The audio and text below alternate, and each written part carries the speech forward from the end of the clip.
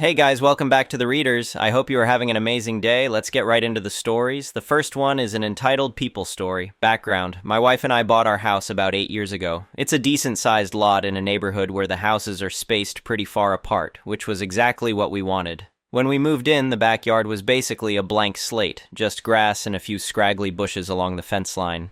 Over the years, we put a lot of work and money into landscaping. We're both pretty into gardening, so we planned everything carefully. The crown jewel of our efforts was a line of mature hardwood trees we planted along the back property line. These weren't just any trees either. We specifically chose slow-growing varieties that would provide excellent privacy and shade. 3 beautiful specimens that we'd watched grow from relatively small saplings into impressive 30-foot-tall trees over the past 6 years. Our neighbor behind us lives on a lot that sits about 10 feet higher than ours. His house has a great view of the sunset, or at least it did, before our trees grew tall enough to partially block it. The guy is a retired corporate executive type, early 60s, always perfectly dressed even when he's just checking his mailbox. From day one, he acted like he was running the neighborhood homeowners association, even though we don't actually have one. For the past 8 months or so, he'd been making what he called suggestions about our trees. It started subtle. He'd mentioned during casual conversations how nice the sunset used to be visible from his deck. Then he got more direct, saying the trees were blocking his view and asking if we'd considered trimming them back a little. Each time I politely explained that we liked our privacy and the trees were staying. The last conversation we had about it was about 3 weeks before the incident. He came over while I was watering the garden and said something about how the trees were probably reducing both our property values because they blocked natural light. I told him respectfully but firmly that we weren't interested in cutting them down or even trimming them significantly. He walked away with this weird smile that should have been a warning sign. The morning everything went wrong. Saturday morning, I was sleeping in because it was my first weekend off in a month. Around 7:30 a.m., I heard this loud rumbling sound that kept getting closer. At first I thought it was just the garbage truck running late, but the noise didn't pass by like usual. Then I heard the unmistakable sound of a chainsaw starting up. I looked out our bedroom window and couldn't believe what I was seeing. There was a professional tree service truck parked in my neighbor's driveway, but the crew was working on my property. 3 guys in hard hats and safety gear were already deep into cutting down my trees. By the time I threw on some clothes and ran outside, 2 of my 3 beautiful trees were already reduced to stumps. The third one was in the process of being topped, which anyone who knows anything about trees will tell you is basically a death sentence. They'd cut off all the major branches, leaving just a sad-looking trunk sticking up about 12 feet. I ran over to the crew, still in my pajamas and flip-flops, and started yelling for them to stop. The foreman, a middle-aged guy with a clipboard, looked confused when I told him these were my trees on my property. The homeowner at house number 42 told us these were on his lot, he said, pointing toward my neighbor's house. He showed us exactly which trees to take down. That's when I noticed my neighbor's car wasn't in his driveway. This wasn't some miscommunication or innocent mistake. He'd deliberately hired this crew and then made himself scarce so he wouldn't have to deal with the confrontation. Instead of losing my mind and screaming at these guys who were just doing what they thought was a legitimate job, I forced myself to stay calm. I asked the foreman to show me the work order. Sure enough, it had my neighbor's name and address with a description of 3 large trees on rear property line blocking scenic view. I took photos of everything. The work order, the crew's truck with the company name and phone number, the insurance bond information displayed in their window, and the stumps of my destroyed trees. Then I asked if I could record our conversation, and the foreman agreed. I got him on video confirming that my neighbor had hired them, and specifically pointed out which trees to cut. The confrontation. About an hour later, my neighbor's car pulled into his driveway. I was still standing in my backyard, staring at what used to be my beautiful trees, when he walked over with this smug expression. "Hey there," he said casually, like nothing had happened. "I hope the noise didn't wake you up too early. I figured you'd want to sleep in on your day off." I told him he'd just had my trees cut down without permission, and his response was unbelievable. "Well, technically they were on the property line," he said with a shrug. "And honestly, it looks much better this way. You've got more sunlight now for that garden you're always working on. I think it adds value to both our properties." He reached into his wallet and pulled out an envelope. "I know you put some work into landscaping, so here's $500 for your trouble. I think that's more than fair compensation for a few trees." I just stared at him. $500. For 3 mature hardwood trees that we'd spent years nurturing, and that provided privacy and cooling for our entire backyard. "You should really be thanking me," he continued.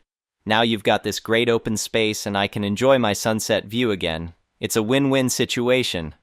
I told him this wasn't a win-win anything, and that he'd destroyed my property without permission. He just laughed and said I was being dramatic about a little landscaping. Then he actually suggested I plant some nice flower beds where the trees used to be. That's when I realized this guy thought trees were priced like lumber at the hardware store. He had absolutely no idea what he'd actually done or what it was going to cost him, getting professional help. Instead of arguing further, I told him we'd be in touch and went inside. My wife was furious when I explained what happened. She wanted to call the police immediately, but I had a different idea. I spent that afternoon researching tree law in our state, and what I found was very interesting. Apparently, cutting down someone else's trees without permission falls under something called timber trespass, and the penalties can be severe. Monday morning, I called a registered consulting arborist that I found through the State Forestry Association. This guy was a certified professional who specialized in tree valuation for legal cases. I also hired a surveyor to come out and determine exactly where our property line was located. The surveyor came out first, on Tuesday. Using the original property plat and some high-tech equipment, he determined that all 3 trees had been located entirely on our side of the property line. Not on the line itself, but a full 2 feet inside our boundary. There was no question whatsoever that they were our trees on our property. The arborist came out on Thursday. This was a guy in his 50s who'd been doing tree valuations for insurance companies and legal cases for over 20 years. He spent 3 hours measuring the stumps, taking soil samples, and documenting everything with photographs and detailed notes. His initial assessment made my jaw drop. Because these were mature hardwood specimens that provided privacy and cooling benefits, and because of their size and the specialized work required to replace them with similar mature trees, he estimated the value of each tree at around $15,000. But then he mentioned something that made my heart race. Our state has what's called treble damages for timber trespass. If a court determines that someone willfully and intentionally cut down trees on another person's property, they can triple the actual damages. $45,000 per tree, plus the cost of removing the stumps and preparing the soil for replacement plantings. The legal response. I hired an attorney who specialized in property disputes and timber trespass cases. She was a sharp woman in her 40s who'd handled dozens of similar cases. After reviewing all my documentation and the expert assessments, she said we had an excellent case. She drafted a formal demand letter that laid out exactly what had happened, included the surveyor's findings and the arborist's valuation, and demanded payment for the full replacement value of the trees, plus additional damages for the loss of privacy and cooling benefits. The total demand was for just over $150,000. My neighbor's response came back within a week. It was a cease and desist letter from his own attorney calling me litigious and greedy and claiming that I was trying to extort him over a simple landscaping dispute. His lawyer argued that the trees were overgrown and that removing them actually benefited both properties. My attorney just smiled when she read it. She said his response was basically admitting that he'd intentionally had the trees cut down, which would help prove the willful nature of his actions for the treble damages claim. Discovery. We filed the lawsuit in county court. During the discovery phase, my attorney requested all of my neighbor's communications with the tree service company, his real estate agent, and anyone else regarding the trees or his property. That's when we hit the jackpot. It turned out my neighbor had been planning to sell his house. He'd already signed a listing agreement with a real estate agent and had a buyer lined up. The sale was supposed to close in 6 weeks, and he'd specifically marketed the property as having an unobstructed sunset view. The buyer had made the offer contingent on that view being maintained, meaning if anything blocked it in the future, they could back out of the deal. In his text messages with his real estate agent, my neighbor had written things like, "Don't worry about the tree situation, I'm handling it this weekend, and the view will be completely clear by the time we show the house again." He hadn't just cut down my trees on impulse. This was a calculated plan to increase his property value at my expense so he could close on his house sale, the lis pendens. My attorney suggested a move that I'd never heard of before. She wanted to file something called a lis pendens on my neighbor's property. This is basically a legal notice that gets recorded with the county that says there's pending litigation involving that piece of real estate.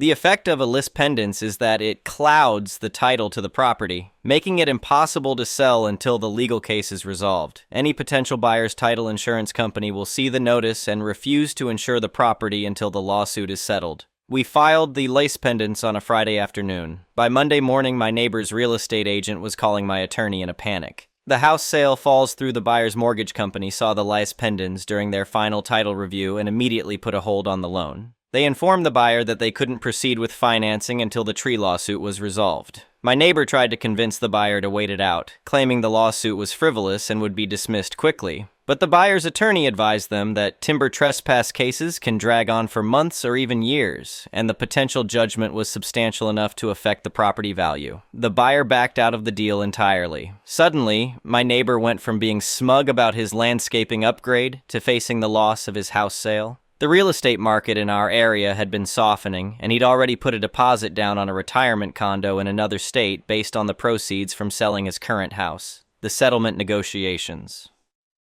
About 2 weeks after his house sale fell through, my neighbor's attorney called mine asking about settlement discussions. My attorney told them we were still proceeding with our original demand for full treble damages plus legal fees. My neighbor tried to lowball us with an offer of $10,000 and a neighborly apology. He actually had his lawyer write that he thought this was a generous offer for what was essentially a landscaping dispute between neighbors. We countered with our full demand of $150,000 plus attorney fees and costs. His attorney came back with $25,000, then $50,000. Each time we said no.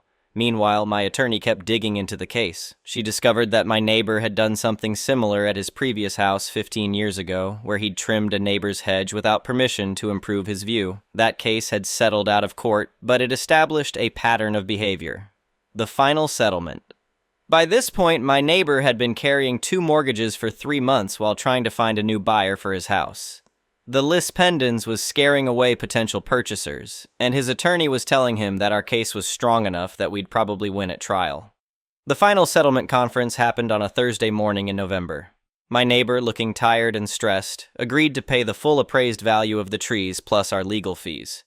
The total amount was $147,500. In exchange, we agreed to dismiss the lawsuit and release the lis pendens so he could sell his house. The check cleared the following Monday. The aftermath. With the settlement money, we hired a landscape design company to create an even more impressive privacy screen. Instead of 3 trees, we now have a staggered row of 7 fast-growing evergreens that will provide year-round privacy. We also installed a high-end security system with cameras covering the entire property line. The new trees are already 12 feet tall and growing fast. In a few years, they'll completely block any view of the sunset from my neighbor's property. My neighbor did eventually sell his house, but it took almost 6 months and he had to accept an offer that was $30,000 below his original asking price. The delay and the market conditions worked against him. The new owners seemed nice enough. They knocked on our door when they moved in to introduce themselves and complimented our landscaping. What I learned? This whole experience taught me several important lessons about property rights and tree law.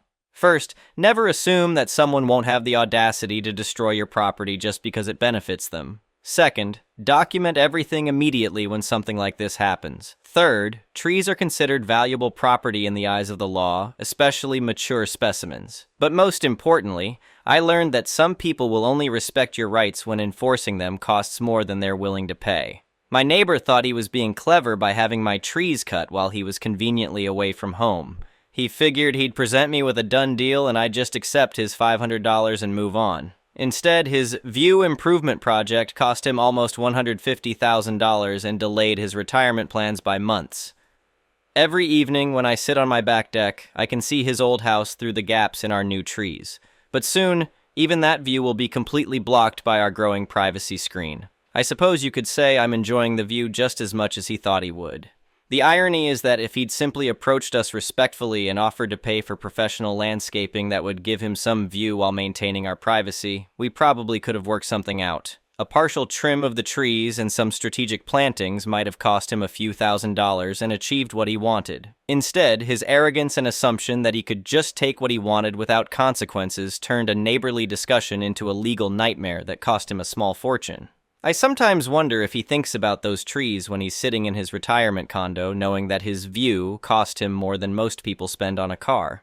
As for us, we're perfectly happy with our new and improved privacy screen. The settlement money also allowed us to add some other landscaping improvements we'd been planning, including a beautiful garden area where we can relax without worrying about anyone cutting down our trees. The whole situation was stressful and took months to resolve, but in the end, justice was served. My neighbor learned an expensive lesson about property rights, and we ended up with better privacy than we'd ever had before. Looking back, I'm glad I kept my cool that Saturday morning and focused on documentation rather than getting into a screaming match. Taking photos, recording conversations, and hiring the right experts made all the difference in proving our case. If anyone reading this ever finds themselves in a similar situation, my advice is simple. Don't accept that someone can destroy your property just because they want to. Get professional help immediately, document everything, and don't be afraid to enforce your rights through the legal system. Sometimes the only language people understand is money, and my neighbor definitely learned to speak it fluently. The trees may be gone, but justice was served, and our property is now better protected than ever. In the end, that's the view that matters most to me. The next one is a malicious compliance story. Cast, Karen manager, store manager, meat manager, grocery manager. This story takes place about 2 months before I quit my job at the grocery store and started my first year of college. This story has a bit of exposition, so please bear with me. I was glad when I got to put my Karen manager in her place. Things had slowly started to cool down, and for the next few months it was business as usual. The old store manager had to open another store, so they brought in a new one. This one was very professional and quite kind. This store manager always recognized various employees in different departments for their hard work. This recognition of us lower employees made our Karen manager less than happy. I had started to notice a lot more people being hired, and everyone's hours suffered because of it. I found out later they did this because part-time employees could be paid less, and they wanted to cut costs. 'Tis the life of a retail worker. I wanted to keep making money in preparation for college, so I went into Karen manager's office and said, "Hey Karen manager. I noticed my hours were being cut, and I wanted to see if I could pick up some extra shifts." She scoffed at me and said, "Karen manager, it's a department-wide decision. If you want hours, go to another department." I wouldn't waste your time, though. I looked at her confused and asked me, "Why not?" Karen manager, "They only have hard-working employees in their departments. You wouldn't fit in." I was dumbfounded. I thought Karen's BS bully routine was over, but boy was I wrong. I stood there unsure what to say. Meanwhile, Karen manager had another Umbridge smile plastered on her face. I just turned around and walked out of her office. I didn't know if Karen manager had already lied to the other managers or not, but I might as well ask. I first went to the meat department and explained my situation. I told the manager that our department's hours were being cut and asked if I could do anything to help them out. The meat manager smiled warmly and said, "Meat manager, I understand how frustrating low hours can be. We have a guy on vacation for a few weeks and we have had to stay late to wash all the pans and plates for our meat. It's simple washing and drying. You get to wear headphones within reason and you would make what a starting meat associate would. Want the job?" I was beaming and immediately took the offer. The job was simple as he promised, and I took it seriously. I wanted to show other managers that I was a hard worker and reliable. 3 weeks passed by with no issue. Inevitably, their missing associate came back, and I had to be let go from that position. Luckily, I had spoken to the grocery manager the day before, and our conversation was somewhat similar. I explained my situation, and she understood. She said, "Grocery manager, you just need to tidy up the shelves, put out product on aisle labeled carts, and held unload trucks when they come in. Your pay will be a starting grocery associate pay." For context, both types of associate pay were an increase from my normal department. I took the offer and immediately helped the grocery department. Everything was fine until grocery hired a full-time employee and I had to go back to my normal department. I expected business as usual, but I got one hell of a surprise. The first day back, Karen manager yanked me in her office. The conversation went like this. Karen manager, "What the hell do you think you are doing, OP? I told you our department's hours were cut." Me, "I know. You said I could try working with other departments. You also said some other nasty things, but I don't care to repeat those." She glared at me and said, "Karen manager, OP, you are making our department look bad. We are trying to cut costs, and you are burning through hours we don't have." I decided to correct this smug Karen and said, "Me, I understand you want to cut costs and you only have so many hours. I didn't take up any extra hours from our department. I took your rude suggestion and worked for other departments that were short-staffed and had an abundance of hours. I did nothing wrong." She growled at me and said, "Karen manager, listen, OP, it's not fair to others in our department if you get full-time and other employees don't." I held my ground and said, "Me, this system of hiring tons of part-timers is stupid and it's hurting quality full-time employees who need the hours. If you insist on hiring all these people, there is nothing stopping them from doing exactly what I did. There are plenty of departments that could use help." I was fed up with Karen's attitude and spoke my mind, Karen manager. "If you think my management practice is so ridiculous, you can just leave." I was tired of her BS and just smiled. Me, "Okay, I will." I turned in my effects and clocked out. I said bye to my friends and drove home. The next day, I was enjoying sleeping in for once when I got a phone call. It was the new store manager. I answered me, "Hello, store manager. How are you this morning?" Store manager, "Sorry to bother you, OP, but could you come back to the store? I looked over the firing of you yesterday, and Karen manager was totally out of line. I talked to other managers you have worked for, and they all had glowing reviews of your work. We are pretty short-staffed, and we need you back." Me. I smiled. It was always nice to be needed after all. "If you transfer me to grocery, effective immediately with the pay bump to boot, I will help your department when needed, but I want grocery manager as my new boss." Store manager, "Done. I just pulled up your file and transferred you over. You have my word, grocery manager is your new boss, and Karen manager has no authority over you anymore. I will be having a long talk with her over her managerial practices, believe me." I smirked and said me, "I will see you in 10 minutes. I drove to the store and walked in. I picked up my effects from the store manager and shook his hand. I saw the shocked form of Karen manager and snickered. I turned to a nearby customer with a smile. These last few weeks were going to be the best. The next one is an entitled people story. Having a discussion yesterday at work between myself and a couple of other managers, and child support came up. Apparently he has an employee who went through a bloody, bitter, acrimonious divorce, and he ends up served with a support collection order. I told him to call our legal department and do what they told him, and then I told him this story. As a manager of generally well-paid employees, I've found myself in court testifying to my employees' income on more than one occasion, but this one was my favorite. It involved an employee I will call Frank because he looked like a hot dog with ears. Apparently, Frank's wife took exception to the fact that he had a second family, and his hunting/fishing/trap shooting pistol competition trips were actually his going home to his other wife and kids. So, the second marriage ends up annulled, as it was invalid. The first one ends in a divorce, and she ends up with the house, child support, and a small lump sum alimony. To clarify, she would have been owed much more alimony and for a long time, but she offered to take his half of the house, and something like $20,000 up front to waive the long-term spousal support. They both make pretty good money, so she didn't exactly need alimony, and this was cleaner. Second wife is obviously super pissed, and ends up coming for Frank with guns blazing. Damages, fraud charges, child support, huge lawsuit, and so forth. The poor judge who got handed this case to untie ended up deciding that, since the second wife believed in good faith that she was married to Frank, she should get paid like she was. He didn't have the legal standing to give her spousal support, but he did have discretion over child support. It may not be fair, but in that state at that time, first children of a married couple got a few more percentage points of child support than they did if the parents weren't married, and subsequent kids got the same percentage regardless of marital status of the parents. Based on this, he calculated child support for the second set of kids on the same formula as the first set of kids. Frank's appeals went nowhere, except for the lawyer billing him for more time. IRC, the first kid got 21% if you were married, and 16% if you weren't, and subsequent kids got 5 apiece. So he's got 3 with first wife, 21% plus 5% twice for 31%, and 2 with second wife, 21% plus 5% for 26%. It should be noted that, had the judge not applied this ruling, the subsequent kids with second wife would only be worth 5% apiece. So this guy is now paying 57% of his post-tax net to his 2 wives and 5 kids. So this genius decides, hey, I'll just take all the overtime they offer me. I'll pay them with my regular 40 hours of pay and keep the overtime. For what his position was paying at that time, that's still more than $1,500 a month to first wife and $1,200 a month to the second. For 6 months, this works great. He staggers the visitation schedules with the court, since both exes hate both his and each other's guts. Pickups and drop-offs at school when school was in session, police station when it wasn't, etc.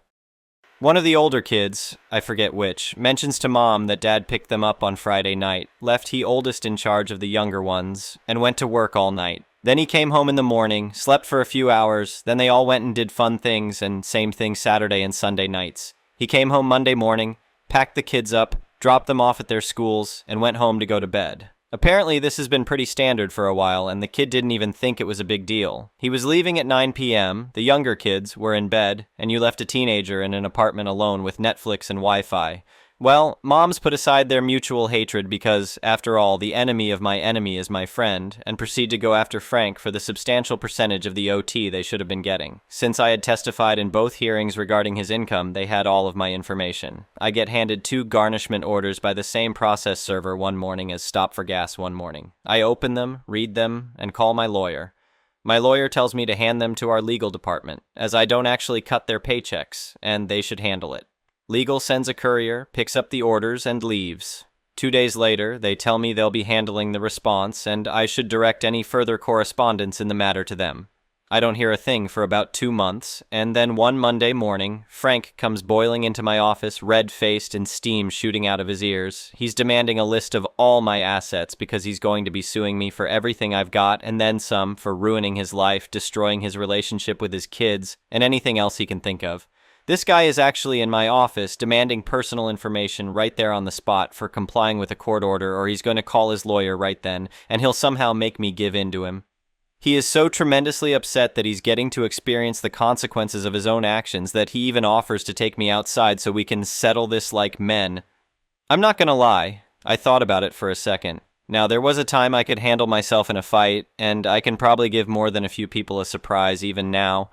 But it's been a day or two since I didn't have gray hair in my beard. I've probably got 50 pounds on Frank, and I throw heavy things in my spare time, but he is 10 years younger than me, swings hammers for a living, is made from solid muscle and whipcord, and has a couple inches in reach on me. If he gets in a couple of good shots, I could be in trouble. So instead, I walk around behind my desk and take a seat, watching him foam at the mouth, collect my thoughts, and give him an answer he wasn't expecting. Frank, I'm sure you'll get all of that in discovery when you file that lawsuit. That is, if you can find a lawyer to even take that case. I'll excuse this unprofessional behavior and blatant insubordination, as you are plainly agitated. Now I'll thank you to get out of my office before I have you removed. As you can imagine, the temperature in the room dropped about 10 degrees with that last sentence. He fumed for a few seconds before going outside to scream and punch trees. As it turns out, the combined legal might of the wives' lawyers had subpoenaed his payroll records and calculated to the last penny exactly how much more he owed. When Frank had ignored the summons for the hearing on the support in arrears, in order to work more overtime probably, the judge promptly lowered the boom on Frank. Sure enough, Frank filed that lawsuit. Slander, libel, unlawful disclosure, HIPAA violations, still trying to figure that one out, and some other nonsense I've forgotten. My lawyer responded that not only is truth an absolute defense against slander and libel, but disclosure claims vanish very quickly in the presence of 2 facts. 1. There was a valid subpoena. 2. I hadn't disclosed a thing. The lawyer backed right off. I paid my lawyer for the letter, and to this day, Frank hasn't spoken another word to me. He'll still tell everyone how badly I screwed him over, though. The next one is an entitled people story. I, 29M, have started a new position at the beginning of November with a decent-sized law firm in my city. Things have been going great up until this week. The first 3 weeks I've been here, I've heard a lot of horror stories about a member of the office we'll call Jay. I've heard that the last 2 people that took this position were basically bullied out of the post by Jay, and that anybody who makes any complaints to HR basically gets told to put up and shut up for 2 reasons. Firstly, Jay, despite not being the most popular person in the office, is very good at what she does, to the point the company sees her as invaluable. And secondly, Jay is a wheelchair user, and is apparently very quick to throw the discrimination card around as soon as something doesn't go her way. Another key point to this tale is that I use a stoma bag and have done since I was a baby. Anyway, this week is the first week I've interacted with Jay as she was on annual leave for my first 3 weeks with the company. I was using the disabled bathroom to empty my bag when I started hearing a loud banging on the door. I said one moment and opened the door to a lady in a wheelchair, the infamous Jay. I was berated for about 5 minutes. Things such as, why is a healthy young man using a disabled bathroom? I should be ashamed, etc., drawing the attention of everyone in the nearby vicinity before she even let me speak. I eventually got a word in, reminded her that not all disabilities are blatantly obvious, and lifted my shirt up to show her my bag. She went bright red, and I got on with my day. The next day, I go to use the disabled bathroom to find a poster on the door saying, wheelchair users only. I didn't make a huge fuss, but happened to mention to the colleague across the table from me, have you seen Jay's latest stunt? This is the woman who told me to watch out for Jay initially. I go home for the day and return the next to an email saying to report to HR as soon as I clock in. I get in there to be told that I am receiving a verbal warning as my tittle-tattle in the office caused a huge bust-up between Jay and my mentor. Jay was in the office and smirking all the while. I lost my cool and told Jay that the only reason she is still in a job is because of how long she had been with the business, and that she isn't going to bully me out of my position like she had my two predecessors. I also told her that I apologize that she had been dealt a bad hand, but that it doesn't give her the right to treat people like crap, and that she is no longer the only disabled person in the office, so she isn't going to keep getting away with her stunts. I then told HR about the bathroom incident and what followed. Eventually, Jay was suspended pending investigation. I must admit, I felt great on the day, but as the week has gone on, I can't help but feel guilty. I wanted to teach her a bit of a lesson, not put her job at risk in times like we're having, cost of living crisis, etc. So, am I the a-hole? Comment said, not the a-hole. I'm also disabled and only need to use a wheelchair on very bad days, and oftentimes I don't need to use my crutches indoors, so I'll put them out of the way somewhere. The amount of crap I've had off of people is bewildering. The audacity of putting wheelchair users only on a disabled bathroom, incredibly illegal. The reason they're taking it so seriously is they could be sued for having a sign like that up. As for her job, she's literally driven two people to leave their jobs in uncertain times. This karma is her own doing, not yours. Well done for standing up for yourself. Not to mention fellow disabled people, some of which may also be in your office, and you just don't know. Another comment said, not the a-hole. Her disability is not more valid than yours, and you are absolutely correct that not all disabilities are visible. I'd argue that needing to empty your bag was vastly more important than whatever she needed to do in what she thought was her own private bathroom. You did not get her suspended. She did that herself when she tried to start a fight in the bathroom. She continues to double down on her deplorable behavior by trying to prevent you from using a stall that is there for people with disabilities. There's probably a record of her bullying employees, but with little proof in he said, she said situations. The next story is titled, Am I the a-hole for telling my husband I'd rather nobody use my holiday booking out of spite? My, 23F, husband, 27M, and I have been together for 5 years, married for 3. We're both athletic people, or at least I used to be, so we've been planning a holiday for the past year. Without going into major details, it's an expensive, by my standards, holiday, and it would have involved a lot of hiking. I was looking forward to it. I was in an accident recently, and once again, without going into much detail as it's triggering, lost my leg. It's upsetting, but I'm not in a place to openly speak about it outside of therapy. Obviously, due to this recent restriction, I'm unable to do what we'd planned for our holiday. I hadn't thought about the holiday. It's non-refundable. I had expected my husband to not want to go. Currently, his family haven't asked me once how I am, and my family claim it's hard to be around me because they don't know how to support me. Whatever.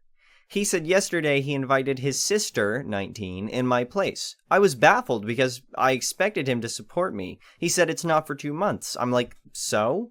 Cancel and find something we can both do. He says he needs a break, that he's been supporting me, he deserves this, and he was also looking forward to it. So I said, you go, but I paid for my spot, so no, she can't use it.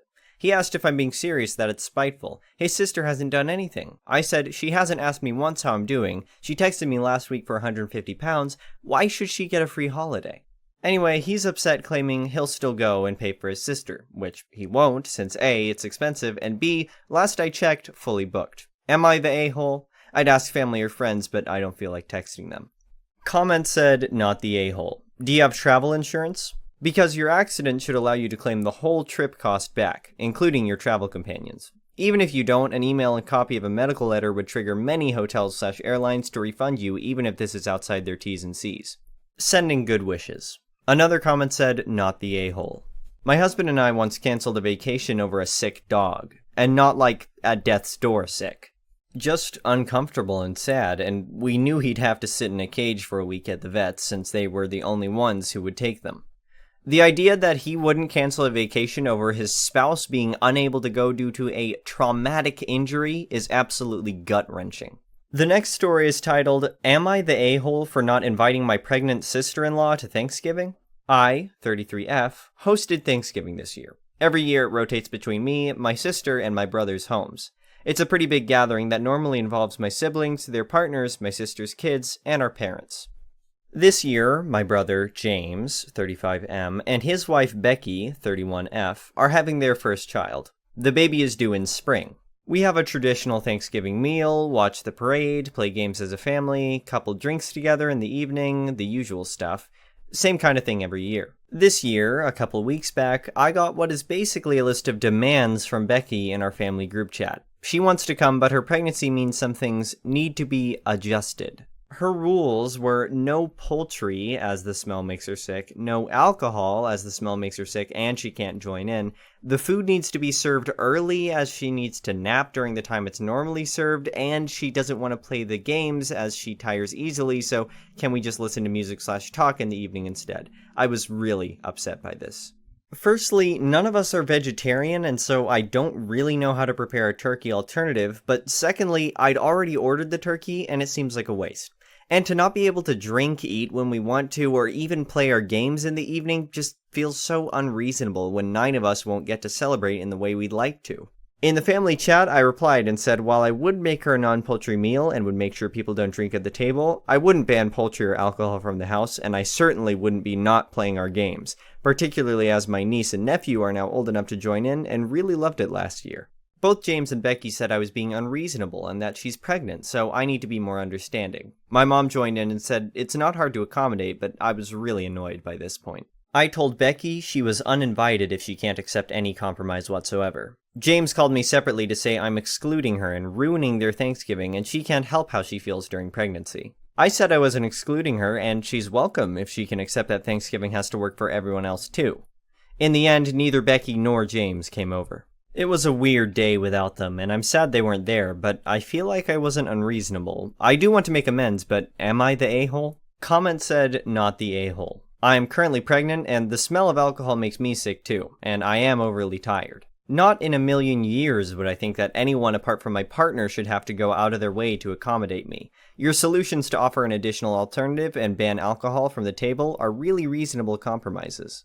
To ask 9 people to not play a game because she will be tired is wild. She can just go home earlier or watch you guys play. Another comment said, not the a-hole. You offered an acceptable alternative, a special meal for her and no alcohol at the table. She was welcome to nap/not join in games at her own discretion.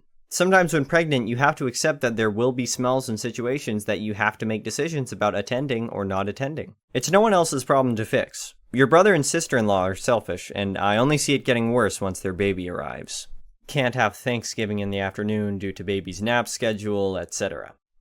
The last story is titled, Am I the a-hole for telling my daughter I won't be paying for her college unless she attempts a relationship with my family? I, 38M, have a 19-year-old daughter, Ariel, with my ex-wife, Lauren, 39F. We had Ariel too young, and it was a huge struggle. We moved into Lauren's family's. I was working multiple jobs. Me and Lauren were best friends through all this. But things ended when Ariel was 2. Lauren's friend Tori, 38F, told me that Lauren had been messaging guys, and when they went out, she would give out her number.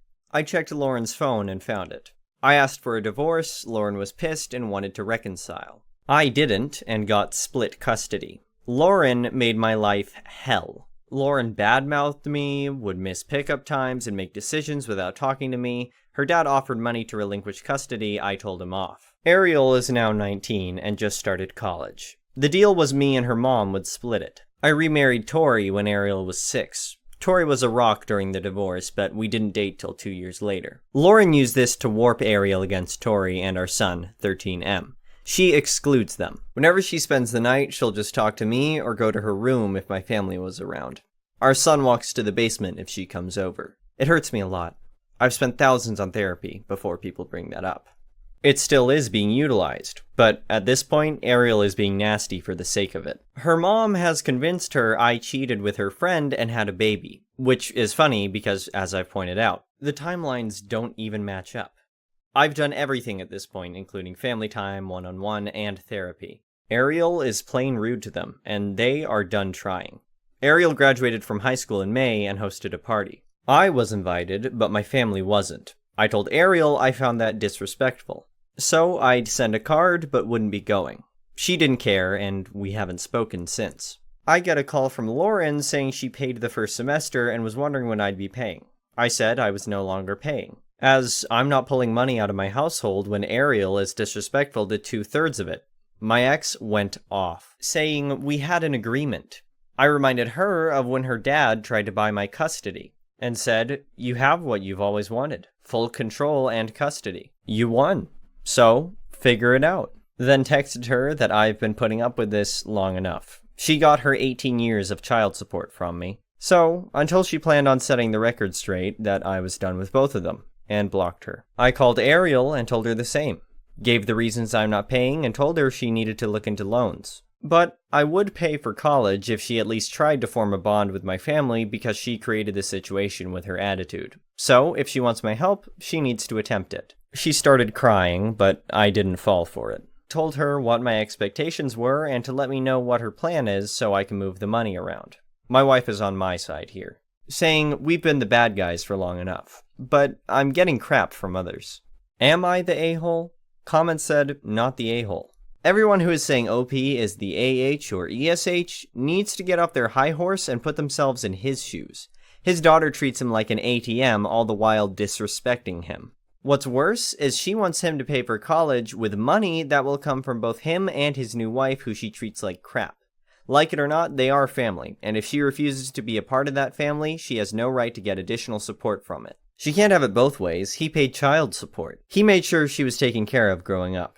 She's now an adult and has to deal with the consequences of her actions. For everyone who said anything other than not the a-hole, you all know you would do the same thing in OP's shoes. Ducking people like to be morally outraged hypocrites these days, and that crap needs to stop. Another comment said, I'm in agreement, the only teeny tiny thing that's an exception, but I would pay for college if she at least tried to form a bond with my family because she created this situation with her attitude. Paying money for love or withholding money for not is never successful and kinda abusive. The only thing that can come out of that is Ariel pretending to enjoy them for the minimum time for cash. Not the a-hole, but also look at that one part very closely. The next one is an entitled people story. When I went off to college, my freshman year roommate was that guy everyone tells horror stories about. This story took place after I'd already put up with a lot of misery from him, but before he'd really pissed me off. Just to be fair to everyone, this was quite a while ago. I'm not going to give an exact date, but here are the say how old you are without saying how old you are clues. AOL was carpet bombing everyone's mail with CD-ROMs trying to get you to use their services. Digital cameras existed, but even the cheapest ones were expensive, and we were all some shade of poor college student, so we were using film cameras, usually of the disposable variety. This'll be relevant later. Anyhow, I was in a double occupancy room on a floor with about 16 such rooms. Other than my roommate and one or two others, the other 35-ish people on my floor of our dorm were great. People were friendly, planned social events large and small together, and were generally pleasant to be around. Rumi, as he shall henceforth be known, wanted to be the bad boy. He was obsessed with the movie Fight Club. He started a fight club. He drank, underage, and smoked, so gross, in our room. He played loud music in the room while I was sleeping. He'd steal stuff from others, and was just generally an annoyance for the rest of us. Anyhow, after returning from a trip, I had left a disposable camera with a couple of shots left sitting on my desk, wound and ready to take a picture at a moment's notice. When I came back from classes that day, I was putting it away and realized that it was no longer wound. Someone had taken a picture.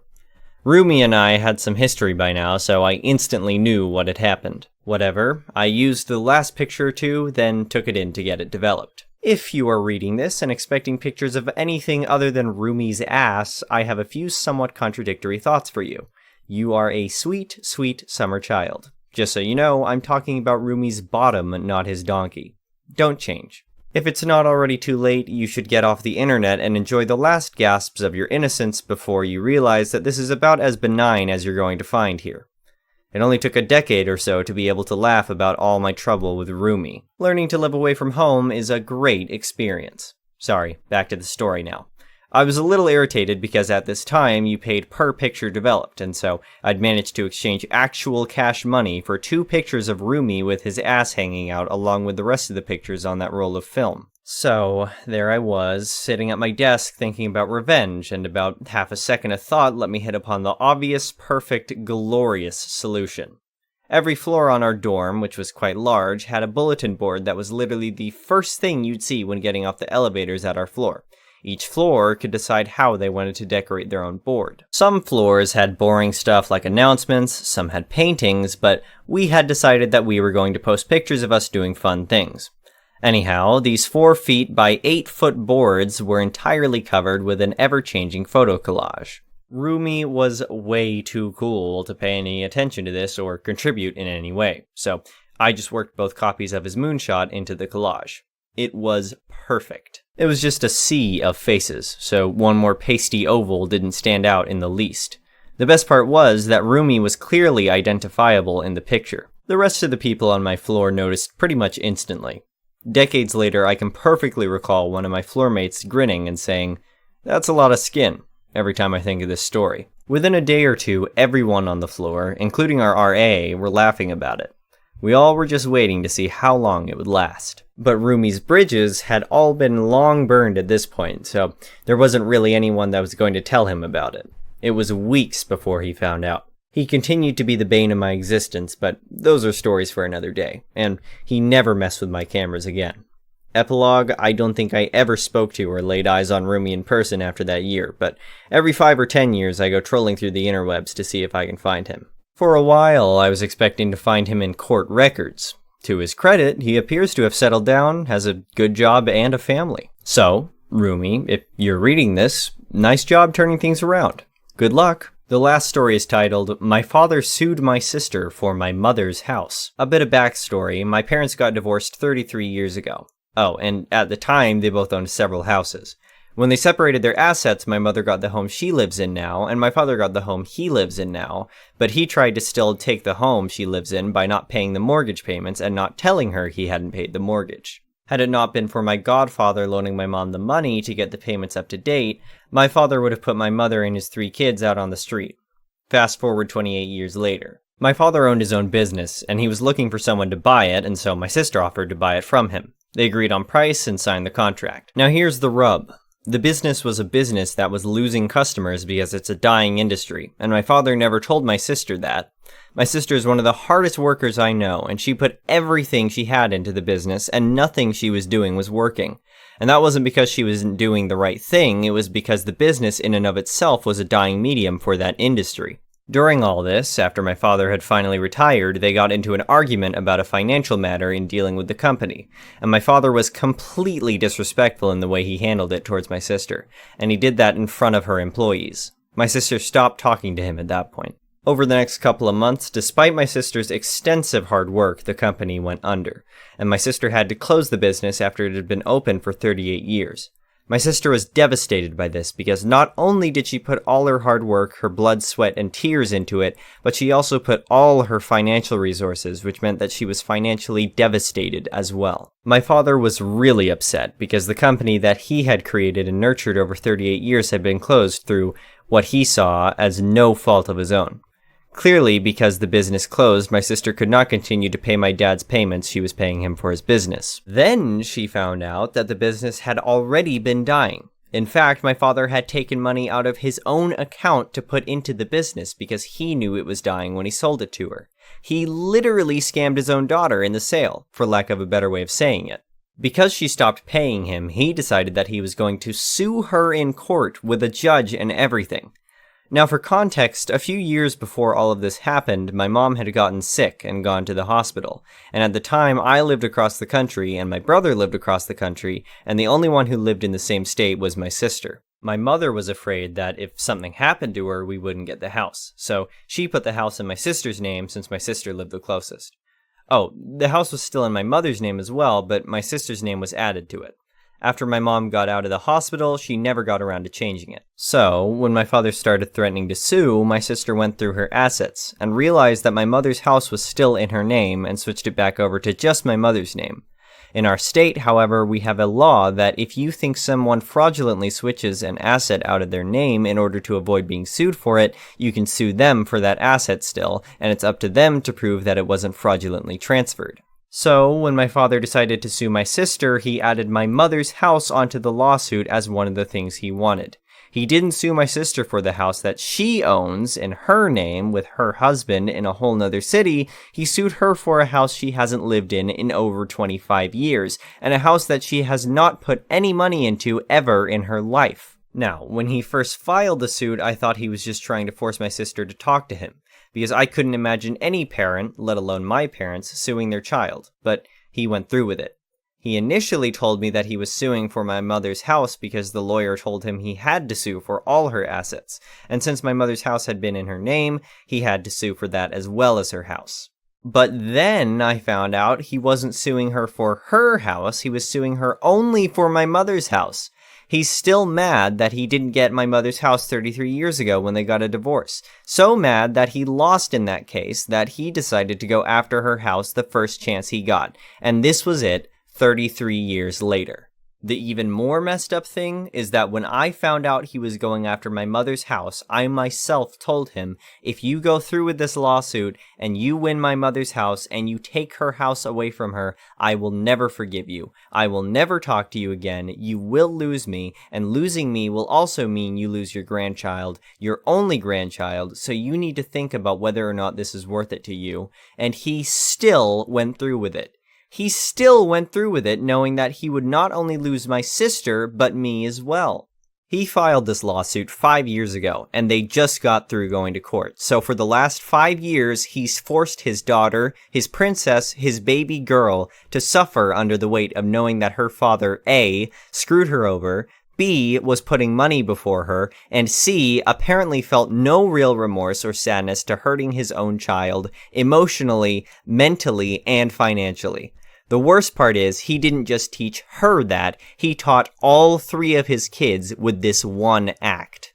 He did all of this because he thinks that even though he got everything in the divorce, with the exception of primary custody of us kids and that one house, that he is entitled to take my mom's house after 33 years of her living there, putting all of her time and energy into making it a home for us kids, and putting her own money into improving it, and her paying off the mortgage on her own as a single mother while raising 3 teenage children on what would be considered poverty wages today. We grew up in the late 80s and early 90s.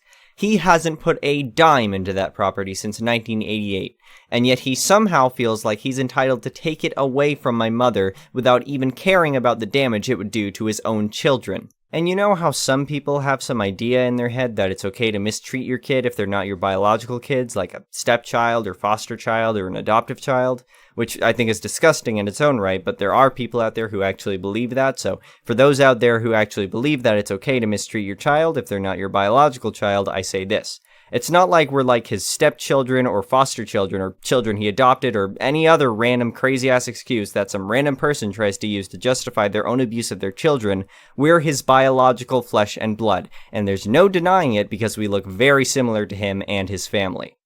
I just can't stop thinking, what kind of sick duck sues their own kid? Update, I commented on this down below, but I thought I'd add this update for those who asked. A lot of people here have said that my sister needed to do her due diligence in examining the business. My sister did examine all the business records for the last 10 years, and she had a lawyer go over the contract with a fine-tooth comb. It wasn't a matter of her not doing her due diligence. It was a matter of the business records that she was given were very different from the business records that held the actual information necessary. For lack of a better way to say it, he cooked the books. And for those wondering the outcome, she did file a countersuit for him selling her a business that was unviable. She was able to prove in court that the business was failing before he sold it to her, and that the equipment he sold her was equipment that he had bought 20 years ago and was no longer usable when it came to the technology of today. Also, I was already pretty sure that no jury worth their salt would give him a house that my sister never put a dime in and hadn't lived in for over 25 years, especially when he wasn't going after any of her other assets. I was right. When they got to court, my sister told the judge and the jury that she didn't want anything from him in her countersuit. She didn't want money, she didn't want anything from him but for this to be over.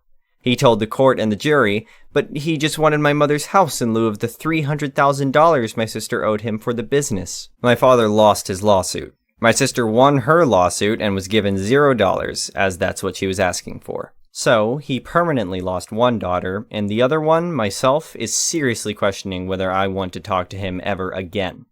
Over the last 10 years, I've maintained a relationship with my father, not because it's what he wanted, but because it's what I wanted. Now I just don't know if that's something I want anymore. I don't know if I want to be around the kind of person that could sue his own child. Update 2. First, I want to thank everybody for their comments and their concerns, regardless of whether I agreed with them. You take time out of your day to give me your opinion, and that is truly appreciated. For those who were wondering, I did try to have a relationship with my father to some extent again after telling him exactly how I felt about what he did and making it clear to him that those were my feelings, and they weren't going to change. Unfortunately, my father is my father, and I ended up not being able to put aside what he had done from who he is, because at the end of the day, what he had done is directly a result of who he is. So, I've stopped talking to him for the time being. Ironically, the thing that got me there was an argument over lettuce. Basically, he wanted to give me lettuce that I would never use, and I repeatedly told him I would never use it, but he kept insisting that I come over and get it. But at the end of the day, I basically realized that at my emotional state right now, even if I wanted to have a relationship with him, I can't because I'm too angry, hurt, and disgusted by what he did. I'm a person who used to believe that family was everything, and I don't anymore because of his actions, and that is devastating to me. So I just believe that right now, I'm better off not talking to him. I want to thank you again for your kind words and your caring concern. The next one is an entitled people story. So, this story starts a little over a year ago when my FIL, 70, was diagnosed with cancer. By the time they found it, it had metastasized into neighboring organs and eventually into his spine. During the time when it was first discovered, mother-in-law, 58, was under extreme mental duress and would show up at our house, sometimes in the middle of the night, crying. My wife, 30 at the time, was very pregnant, and so, with her permission, I, 29, would console mother-in-law, hug, assure everything was going to be fine, etc. We went on a vacation as an entire family, and what we thought was going to be a kind of quiet experience was more of a celebratory one. The treatment was working. The cancer had stopped progressing, and he was in better shape than he should have been. On this vacation, however, my wife and I had a little extra time one morning, and so we lounged out on the balcony of the suite we all had stayed in. To be perfectly frank, I had morning wood, and was wearing tight shorts, so you can get the picture. Mother-in-law came out onto the balcony as we were stirring, and I caught her staring at my crotch. We made eye contact, and she looked away, and I greeted her quickly to make it not awkward. The moment passed, and everything seemed okay. Except, ever since then, she makes a point of lingering in hugs and brushing her breasts against me when she asks to hold our child, which is every time I'm in the room with them. So I try to make a point of not being in the room with her when I'm with my child, or coming up with an excuse to not pass them off. So, it all came to a head this past Thanksgiving when we met at their house. There was a moment when I was walking towards the kitchen and she came down the hallway towards me. The hallway is tight at their house, and she slowly moved past me with her rear poked out into my crotch. That was the last straw. I debated up until that point on telling my wife because everything until then felt as though it could be hearsay, and mother-in-law would just say it was all in my head. So the following week, I sat my wife down and told her everything that had happened from until Thanksgiving. And she was furious. She agreed with me, though, that it could all just be a misunderstanding, and wanted to see how mother-in-law interacted with me in the next couple of weeks to see for herself if anything was off. She watched, and I could see in her eyes how much she was stewing inside when we brought our child over to their house, and her mom immediately went to take them out of my arms and pressed herself against me in the process. I made eye contact with my wife, and she blew up. Long story short, the family is pissed at me for starting it all, and are calling me the a-hole because the family has finally gotten to a place of being at peace, and FIL was doing better, etc., etc. I didn't think of it really in those terms, just how uncomfortable I felt with the situation, and maybe I am. But I thought I'd post here and see what you all thought. So, am I the a-hole? Comment said, not the a-hole. This sounds like so many sexual harassment stories I've heard through the years. I'm so sorry this happened. I'm glad your wife backed you up and that you felt safe enough to go to her with your concerns. That can't have been easy. Your mother-in-law is the only one who owes apologies. Yes, she may be embarrassed, and maybe she didn't mean it, but ultimately it's your feelings that matter here. She needs to give a real apology, and ensure she doesn't make you uncomfortable again. Until you're completely sure you're not going to be put in that situation again, you may need to limit contact, which is your right, and frankly, any objections from your harasser is just more harassment. Another comment said, your mother-in-law was sexually harassing you. You were completely in the right to tell your wife, and good for her for having your back and standing up to her mom. Duck anyone who tells you any different. Not the a-hole. The next story is titled, Am I the a-hole for not letting mother-in-law move in with me when she begins her divorce? My wife and I just got married a couple months ago. We live in a house that solely belongs to me, purchased before marriage. My mother-in-law has been contemplating divorce from my wife's stepdad for years and thinks she's finally going to start the process within a couple months.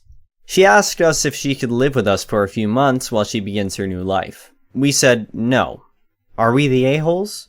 Her reaction was pretty bad, and we felt awful. In the end, we told her if it was between her living on the street and living with us, of course we'd help her out. But we feel there's a lot of other ways she can go about this, and our home should be a last resort. We explained that we've just begun our lives as a married couple, and we need to put our relationship first. It's also a small house, and I don't see it being practical to have her living with us. Mother-in-law and I both work from home, and I think it would be a huge disruption to our lives because of that alone, among other things like intimacy with my wife, feeling comfortable in my own home, etc. What do y'all think? Comment said, not the a-hole. You and your wife are doing a great job maintaining boundaries with MIL. It's not your responsibility to house her. Like you said, if she literally had nowhere else to go, that's a different story, but I'm sure there are other options for her. Another comment said, not the a-hole. It's pretty convenient timing that your mother-in-law wants to leave her husband almost immediately after her daughter gets married and moved into a house. It's entirely possible that MIL's long-term plan includes living for free with you and your wife and using any divorce settlement for her personal spending. It would be a bad idea to allow mother-in-law to become your dependent. Instead, offer to help mother-in-law find a living situation that's within her budget. If she isn't currently working, she might also benefit from help finding work. If she truly wants help to care for herself, then this kind of help may benefit MIL. If she responds badly to polite offers for help of this type, then that's a sign that she just wants someone to take care of her. But you and your wife need time and space to yourselves. You don't owe it to anyone to house them for any length of time. The next story is titled, Am I the a-hole for getting my stepsister and her family banned from Christmas? I have a daughter, Elena, 6, and my stepsister Jess has a daughter, Hattie, 5.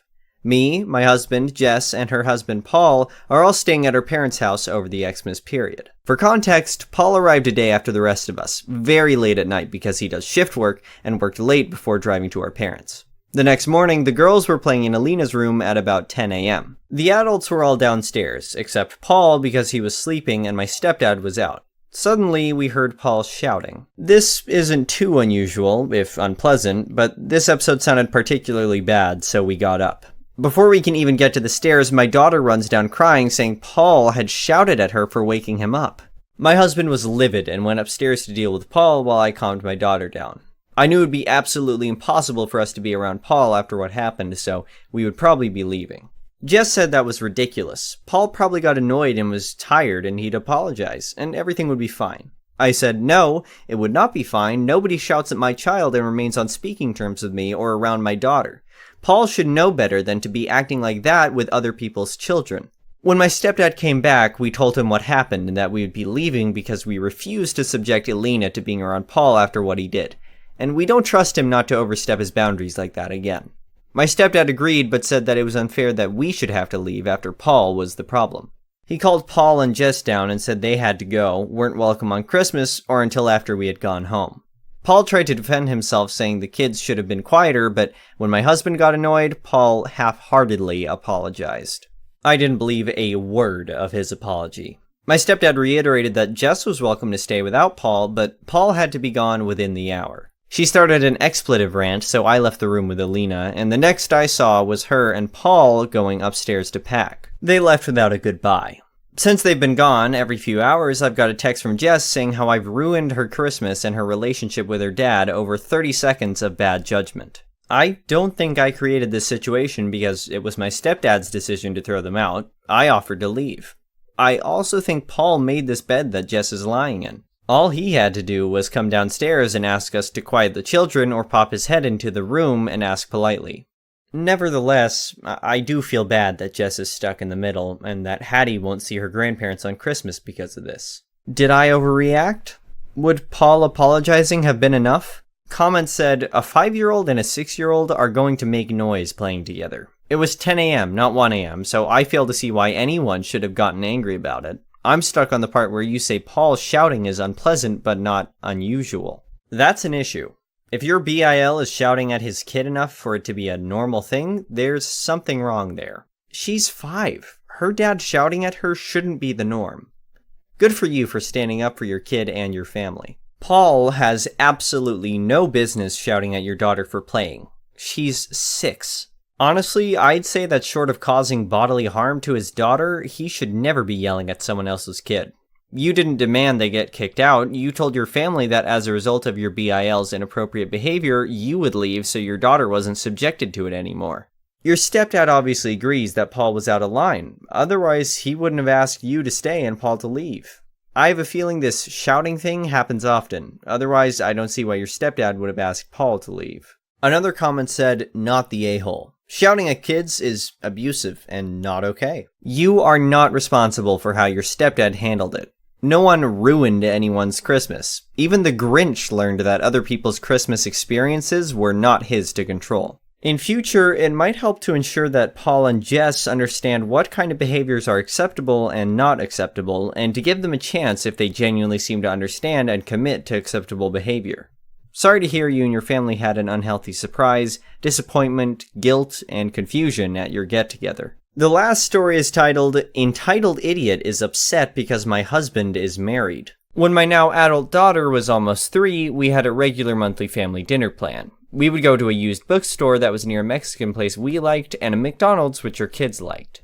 The Mexican restaurant would let us sit on the porch and bring Happy Meals there for the kids. One night, our son, older than our daughter, was at a sleepover, so we were a party of 3. After eating, we went to the used bookstore. We had a stroller with us so that our daughter could sit in it if she got too tired. She was an easy kid who would just climb into the little stroller and chill or snooze if we were not done browsing. I was looking at cookbooks while my husband was in the kids section with our daughter. I noticed some redhead chick talking to my husband. I went back to the books for a couple of minutes, and when I look up, the woman is still talking, but more talking at him than to him. He was starting to look very uncomfortable. I can tell she's hitting on him by the way he held up his hand and pointed to his wedding ring. Being me, I let this play out for a few minutes, mostly to laugh about with him later. As I watch, my daughter goes to him and wraps her arm around him. She gives this woman the nastiest look I had ever seen on her face. I start walking over because I can tell that my daughter is about to say something to this woman that I will either laugh at or need to intervene because of. As I get almost to them, my daughter tells the woman that her daddy already has a mommy for her, and if she doesn't get away from him, she's going to puke on her. My daughter has always had the ability to vomit at will. She had already weaponized it against one of my male relatives with a weak stomach. The woman, not knowing I was behind her, told my daughter that her daddy didn't have a mommy to go with him, and daddies needed mommies. My daughter looked at me with a look that clearly stated, she is an idiot. Get her away from me now. I walk past the woman and up to my husband. I put my arm around him and lean into him. Then I put the hand wearing my wedding ring up on his chest as I look at her. The redhead doesn't have the sense to just leave the area. She had to start a rant about how I should have been right by him if I wanted to keep him. How he should go with her and divorce me because she would never be away from him. And how I didn't deserve a man and she does, so she's just going to replace me and raise my kids as her own. I looked up at my husband and asked how he kept getting the weirdos that have elevators that don't go all the way up to want to replace me. Red-headed chick loses it and starts saying she wants to fight me over him, that whichever one of us wins will get to keep him. I asked her if she seriously thought that I would bother with a fight. He was already mine, and I don't believe in fights. I just shoot to kill. Then this lunatic starts screaming that I'm trying to kill her. At that point, my daughter had enough. She walked over to the lady and waited until the stupid woman bent down to talk to her. Then my daughter puked all over her, and sort of up onto her neck so that when she stood up, lots of it ran down her shirt. Staff was already on the way over and wanted to know why the lady was screaming. I told them she was hitting on my husband and then wanted to fight me for him. I didn't know why she suddenly started saying that I wanted to kill her, to shoot her. I didn't even own a gun.